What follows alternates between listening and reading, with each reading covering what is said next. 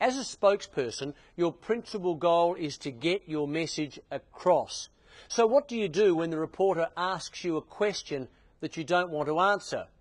You utilise a skill called bridging.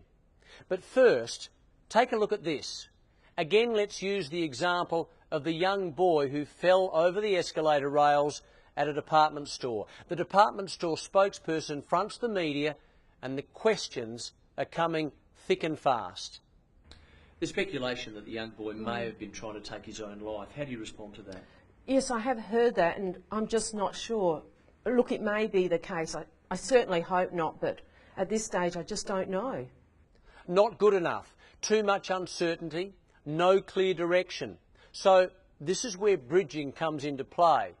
Now, bridging is where the spokesperson begins his response with a phrase that allows him to change the direction of the interview from the reporter's agenda to theirs. Look, there is speculation that the young boy tried to take his own life. What can you tell us about that? Well, at the moment, that is just speculation, but what I can tell you with conviction is that my staff did respond very professionally and quickly to the emergency, but at the moment our concern is for the safety of the young boy involved. The spokesperson had a message to get across, and they did it quickly by saying, at the moment, it's speculation. And then they shifted to their message, which focused on the safety of the young man. Very impressive. Here are a couple more examples. So what do you think of that? Before I answer that question, if I can just give you some background. So can you guarantee the future of these workers at your company?